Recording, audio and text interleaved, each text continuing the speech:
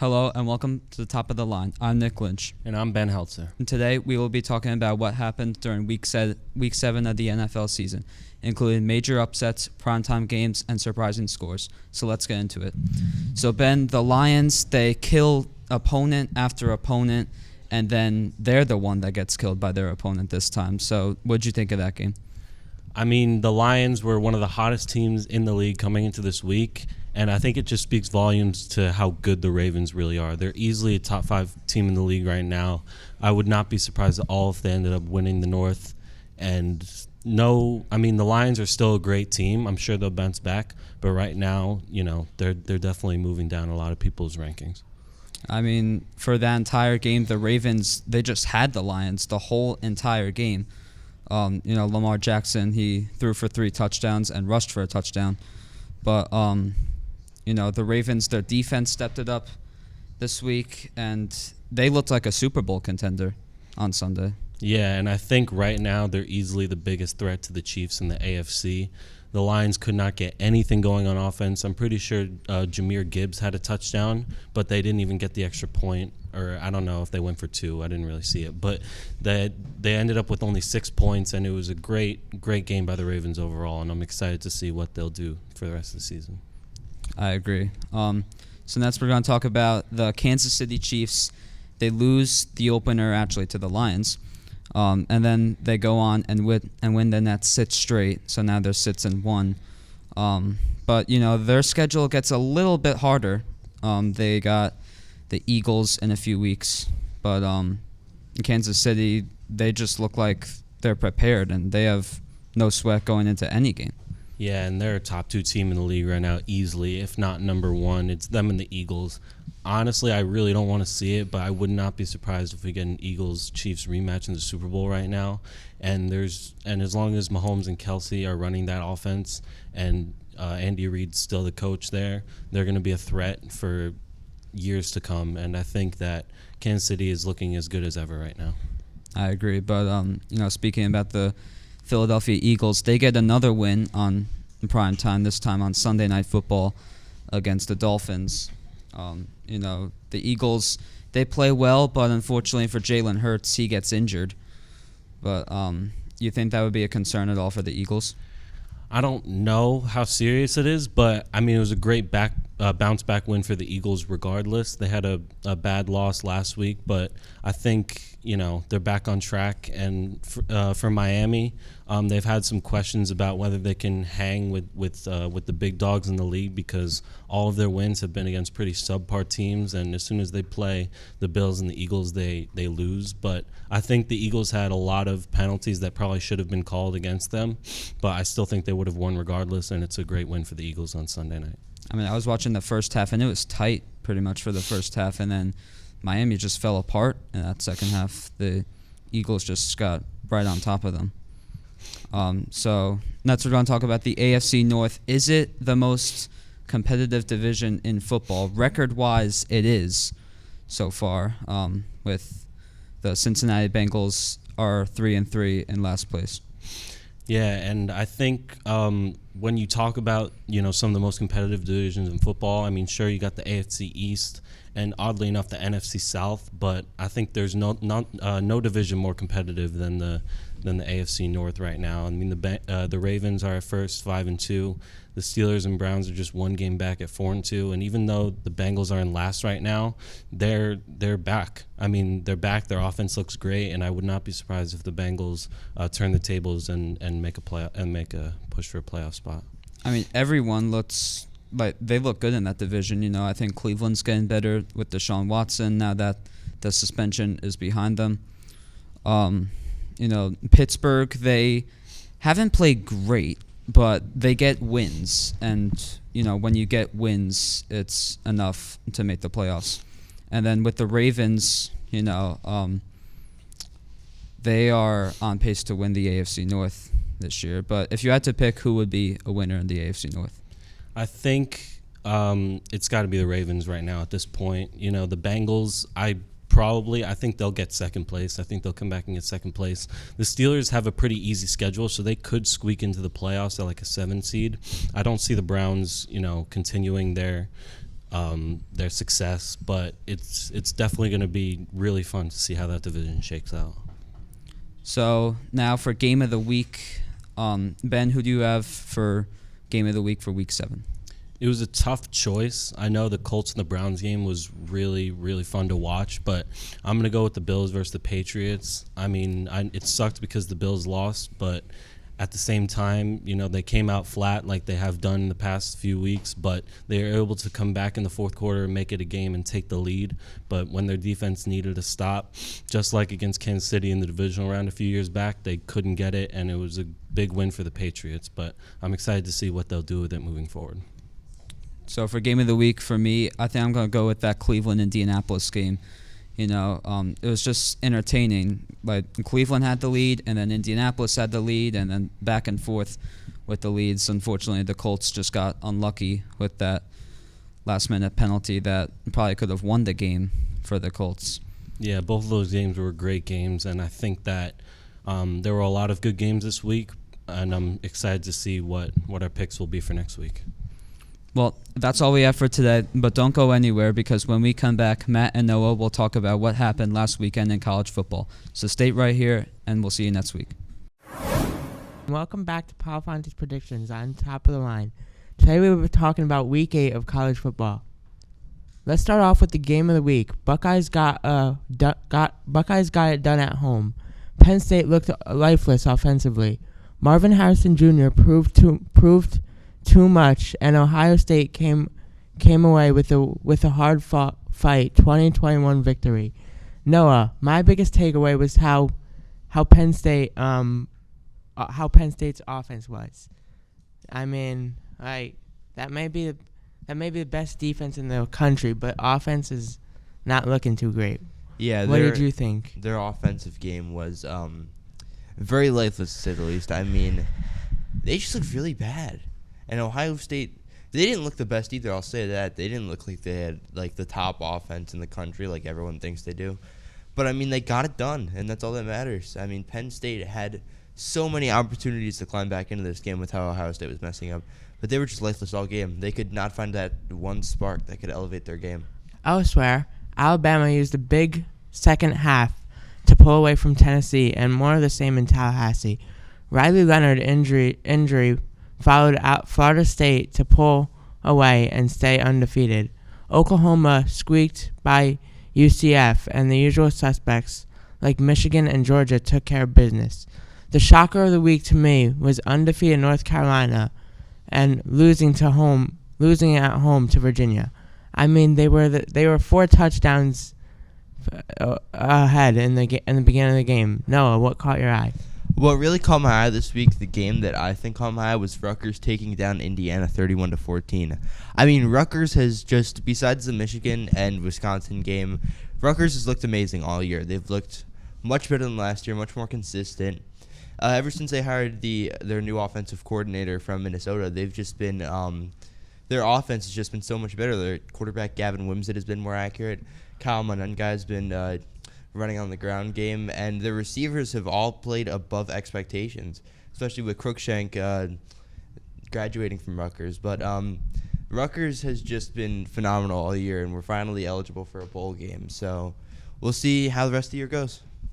Looking ahead to next week, let's get another pick from Noah. Another huge showdown in the Pac-12 with only a 4-team playoff. This Oregon-Utah game serves as a mini playoff game, with the loser being out of contention. Who you got, Noah? Realistically, Utah is good, but I don't see Oregon losing this game.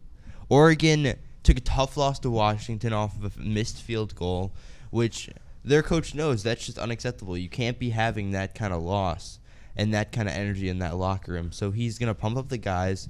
Oregon's going to go out there all 4 quarters, put it on Utah, and win that game big, I think. And they'll knock Utah out, and Oregon will stay in it because Oregon is just that kind of team that stays in it all year round. I have Oregon as well. Well, that's all we have for you this week, but don't go anywhere because when we come back, Rocco and Noah will be giving you the scoop on wrestling on Top of the Line. Hello, and welcome to this wrestling segment of Top of the Line. My name is Noah Mueller, My name is Rocco Coppola. and today I'll be discussing all things wrestling that occurred this past week. So without further ado, let's get ready to rumble. So Rocco, the best wrestler in the world right now, Will Ospreay, is currently, his contract is up with New Japan Pro Wrestling after this year. People are thinking after his Impact match with Josh Alexander, he could be going there and elevating that brand to new heights. But I'm thinking that he could probably go to AEW. He's had a bunch of matches there. And he could also probably go to WWE and be a huge star there. Rocco, what do you think of this situation?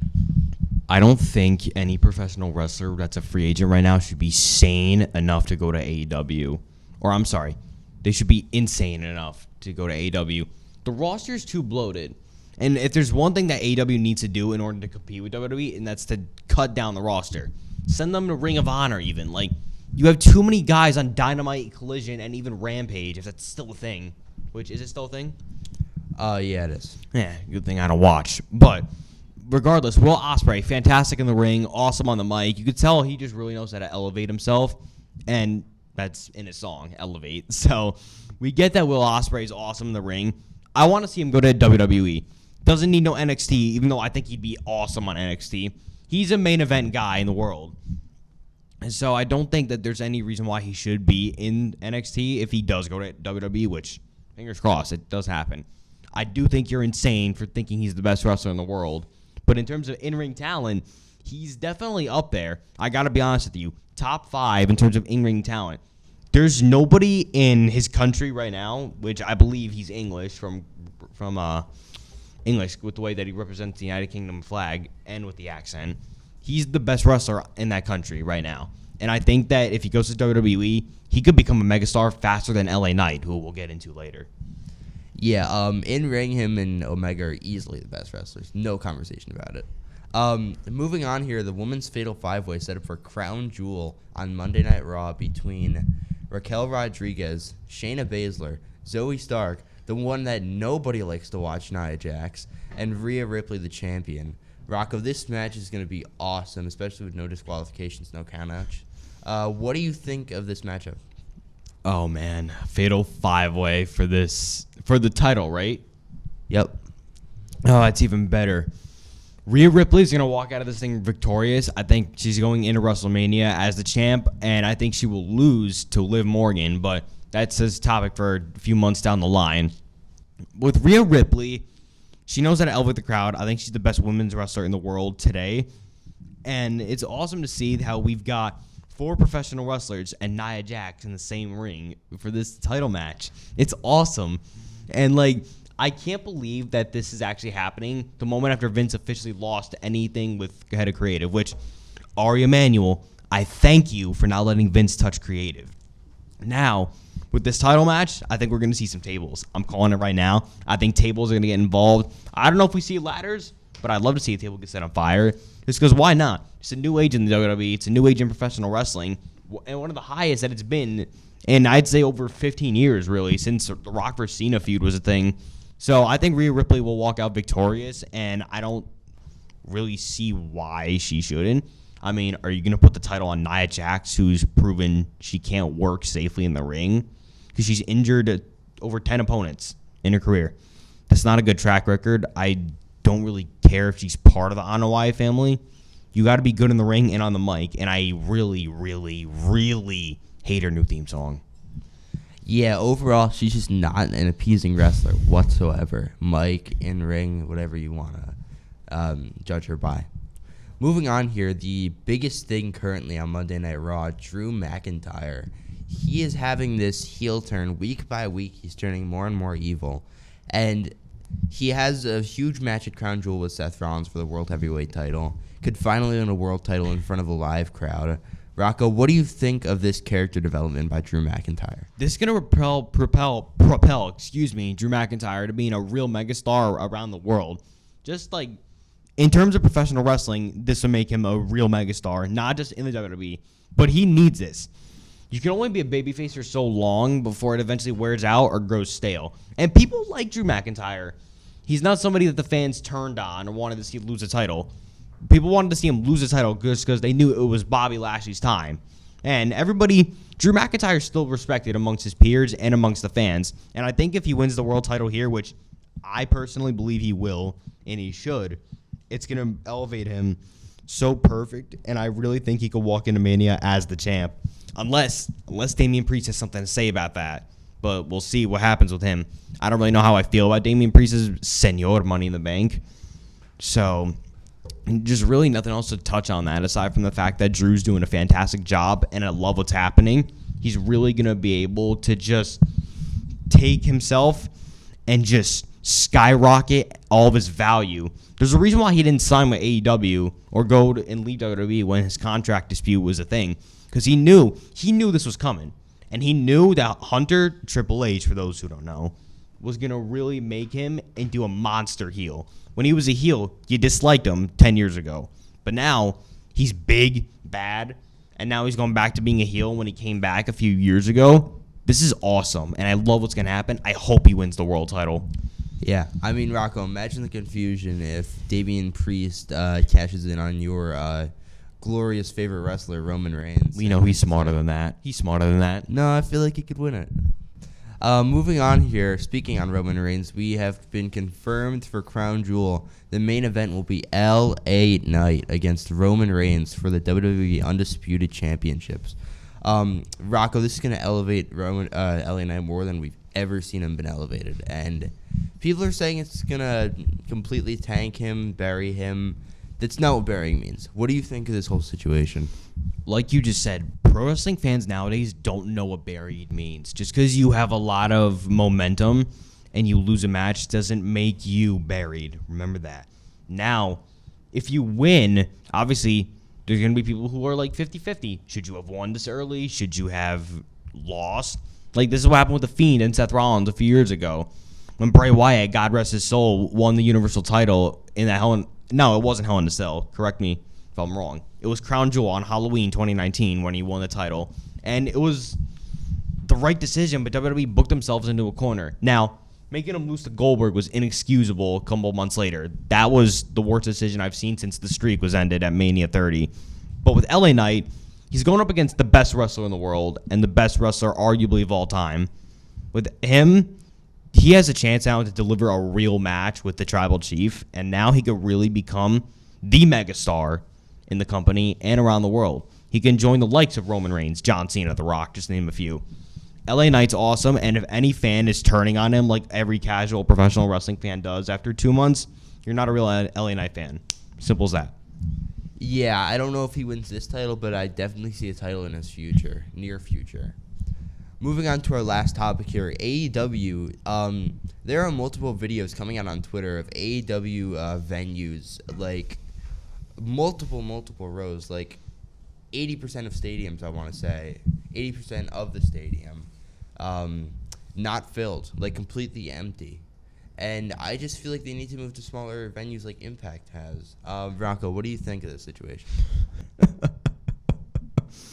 Oh, Tony Khan, what have you done with All Elite Wrestling now? I don't feel sorry for this guy. I mean, when you go out on Twitter, and yes, I do think it has something to do with Twitter. You go out on Twitter, every show, you have 3 shows a week, and you bash who you consider a rival. Like, I can't even speak because it's so mind-boggling how low he's able to stoop. I don't get it. You brought this upon yourself, Tony, and it's more than obvious. The fans don't want to pay to see AEW. It doesn't matter if you got the most talented company in the world in terms of professional wrestling, but still, there's a reason why fans aren't showing up. It's not because of the talent. MJF, Samoa Joe, Adam Cole, even though he's injured. Like, there's a lot of guys on that roster that are real caliber. Sting, Chris Jericho. I could go on and on, but we'd be here all day and night, so I won't get that far.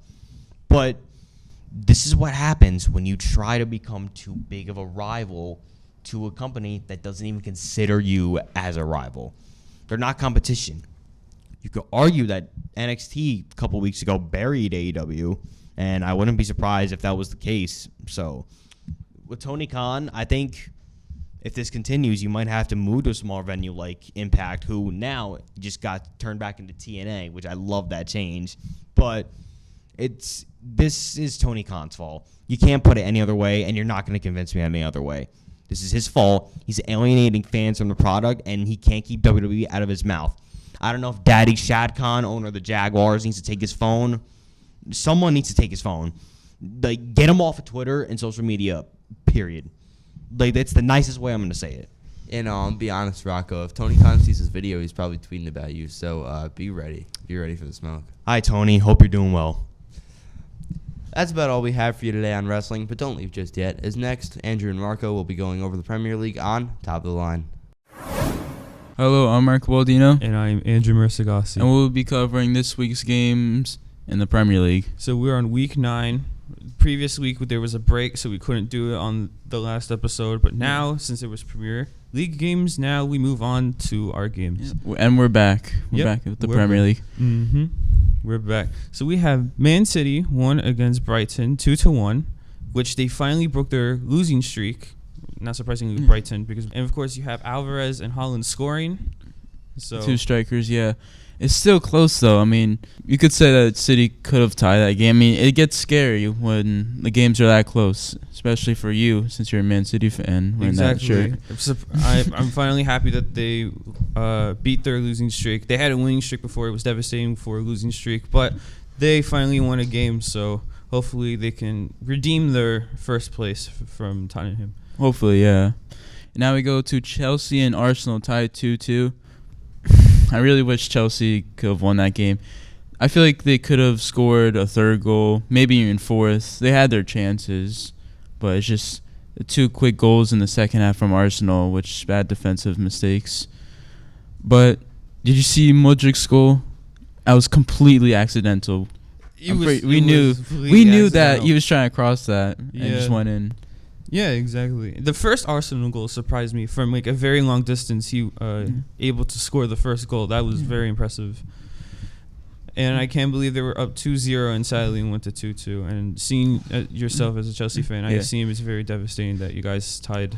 Yeah, I mean, Chelsea played very well. It's just those 2 goals that really messed us up. But overall, I think Chelsea had a good game. Yeah. So we have Aston Villa against Western Ham 4-1. The offense was dominating for Aston Villa. Like, they kept trying to score goals and everywhere, and it ended up with 4 goals in total against 1 pity goal for Western Ham. Yeah, I mean, 4 goals. You could see the attackers were doing their job that game and scoring, and the press kept going, and they kept going more goals. Yeah. So we have Liverpool winning with the last minutes of the game, with Salam carrying the game. So I'm pretty sure, I think there was a red card on Liverpool, so I think they were able to win with a man down. I think so. It's impressive that last-minute goals could change a game really quick. It can end with different results, of course, and it showed with this game as well. Yeah, you saw, I mean, Salah scoring both goals and also the winning goal in the last minute of the game. It was just very big for Liverpool to win with a man down that game and still come out with the victory. Mm-hmm. Tottenham gets an easy victory from Fulham 2-0. Fulham, I would say, was trying, but they had no match against Tottenham. Tottenham is in first place right now, so this is easy points for them to keep their first place lead. Oh, yeah, you can see Tottenham's playing really well this season, so far at least. But they have their good players. They know what they're playing really well so far, and just good overall from the team, and they keep winning, and now they're in first place. Yep. Speaking of first, we have our standings for today, or for this week, I should say. So first place, we have Tottenham for 23 points, and for second, we have, for tied, Man City and Arsenal. So Man City finally is trying to make a comeback from their losing streak from beforehand. Well, yeah, we'll see. I don't know, because Man City been a bit shaky lately, but we'll see if they could come back from this.